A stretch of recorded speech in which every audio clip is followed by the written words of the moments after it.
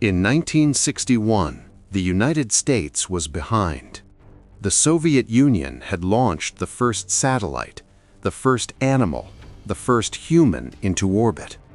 America needed more than a response. It needed a statement. One sentence would change the direction of history. John F. Kennedy entered office at a dangerous moment. The Cold War was escalating. The Bay of Pigs invasion had failed. Confidence in leadership was fragile. Every Soviet success in space felt like a public defeat. Kennedy understood the stakes. This was not just about science, it was about credibility. Kennedy asked his advisors for options. Could America win in space? The answer was sobering. The Soviet Union had a head start in rockets and orbital flight. But one goal stood apart: landing a man on the moon and returning him safely to Earth. It was difficult, expensive, and untested, but it was achievable if the nation committed fully. Privately, Kennedy hesitated. The costs were enormous. The risks were real. Failure would be humiliating. Success was uncertain. But doing nothing was worse. In May 1961, Kennedy made his decision. On May 25, 1961, Kennedy addressed Congress. He did not speak cautiously. He spoke with clarity. The United States, he said, would commit itself to landing a man on the moon before the decade was out.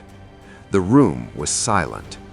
No one fully understood what this would require.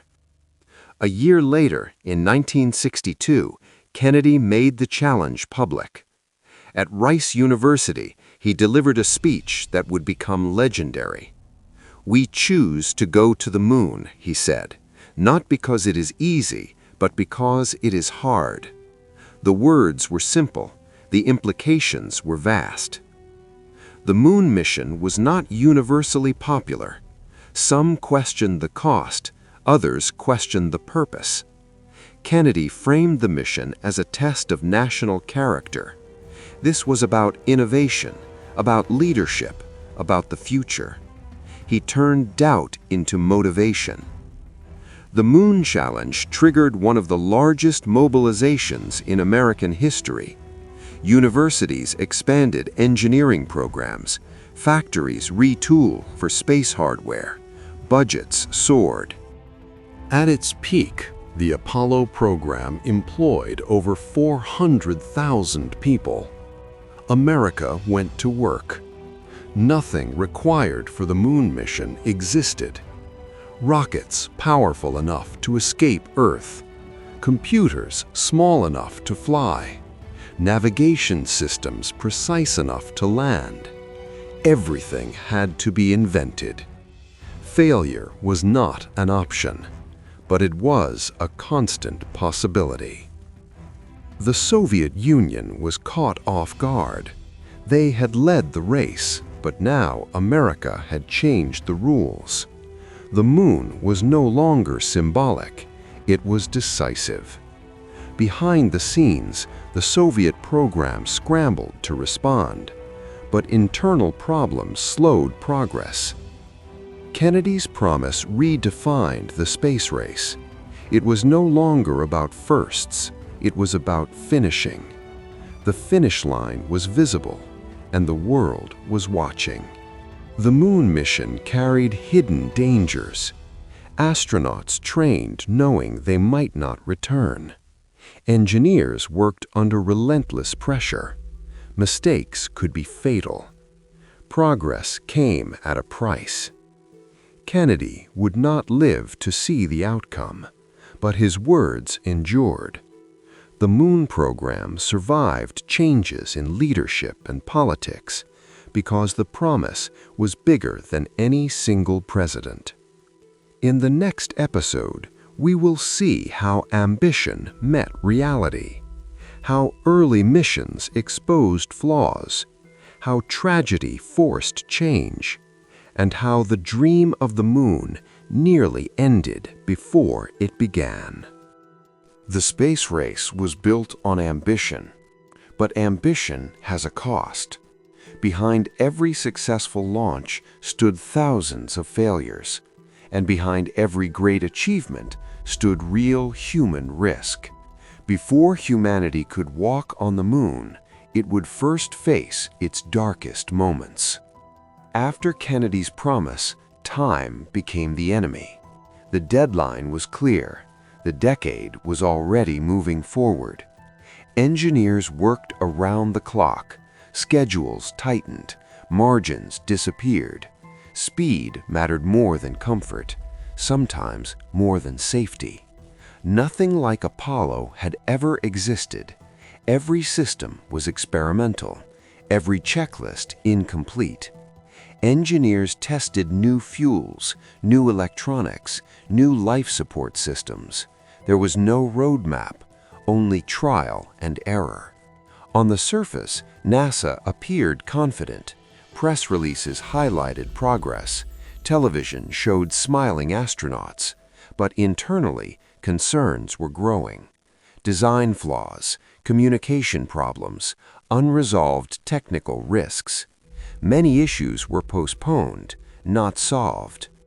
In January 1967, NASA prepared for a routine ground test. The spacecraft was sealed. The crew was inside. Virgil Gus Grissom, Edward White, Roger Chaffee. Experienced, respected, trusted. No one expected disaster. During the test, a fire broke out inside the capsule. The environment was unforgiving. Within seconds, conditions became impossible. The crew could not escape. The test became a tragedy, and the entire program came to a halt. NASA was devastated. The nation was stunned. For the first time, the cost of the space race was undeniable. Questions flooded in. Was the program moving too fast? Were warnings ignored? Was the goal worth the risk? NASA launched a full investigation. The findings were harsh. Design choices were criticized, communication failures exposed, management decisions questioned. This was not a single mistake. It was a system under pressure. Apollo 1 became a dividing line. Before the fire, speed dominated decisions. After the fire, safety took priority. Capsules were redesigned, procedures rewritten, testing standards raised. Progress slowed, but confidence grew. Apollo 1 was not unique. Both superpowers experienced loss. In the Soviet Union, cosmonauts faced similar dangers, but failures were hidden. Public silence replaced transparency. The race demanded perfection, yet perfection was impossible. Some believed Apollo should be canceled. The risks were clear, the tragedy undeniable. But abandoning the mission would have meant surrender. NASA chose another path: learn, adapt, continue. The fallen would not be forgotten. Out of tragedy came discipline. Engineers questioned assumptions. Astronauts demanded changes. Leadership listened. Apollo became safer, not because it was easy, but because it had failed. The moon was still distant, but now the path was clearer. Every astronaut knew the risks. Every launch carried uncertainty. But quitting was never considered. The mission had become larger than individual fear. It was about trust. Trust in teammates, trust in systems, trust in purpose. With lessons learned, NASA moved forward. New missions were planned, new crews trained. The goal remained unchanged: land on the moon, return safely, before the decade ends. Failure had shaped the program. Now it would define its strength. In the next episode, we will see how NASA rebuilt momentum, how missions pushed farther than ever before, and how one mission proved that the moon was finally within reach. After the Apollo 1 tragedy, NASA faced a choice: abandon the moon or rise stronger than before. They chose to rise. The lessons of fire, failure, and loss became the foundation of a program that would change history forever. The first step was trust. Engineers redesigned the capsule. New materials, new procedures, better communication systems. Every bolt, every wire, every hatch checked, double-checked, and triple-checked. Safety became the new priority, without sacrificing ambition. To reach the moon, NASA needed power. The answer was the Saturn V rocket. It was enormous, over 111 meters tall, the most powerful rocket ever built. It could carry 140,000 kilograms into orbit, enough to send astronauts to the moon and back. Designing it pushed human engineering to its absolute limits. Before astronauts could fly, rockets had to survive the test. Engines were fired, stages were launched, explosions sometimes rocked the launch pads. Failures still occurred, yet every failure taught engineers how to avoid disaster in orbit. NASA applied knowledge from previous programs. Mercury proved humans could survive spaceflight.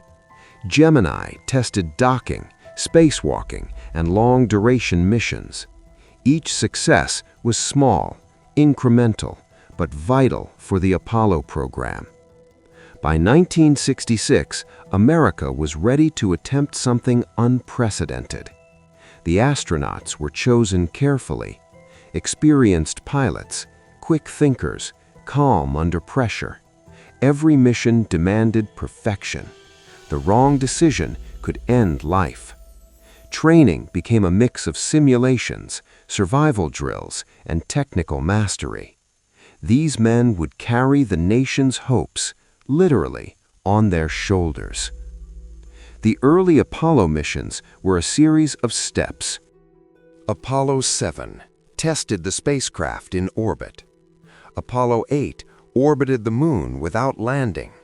Apollo 9 tested the lunar module in Earth orbit. Apollo 10, a full dress rehearsal around the moon. Every flight increased confidence, but also reminded everyone of the stakes. The moon was no longer a dream, it was a mission. The Soviet Union watched closely. They had dominated early space achievements, but now the US was catching up rapidly. Every successful Apollo mission was a psychological blow. The race was no longer about first humans in orbit. It was about ultimate supremacy, reaching the moon first. NASA's strength lay in preparation.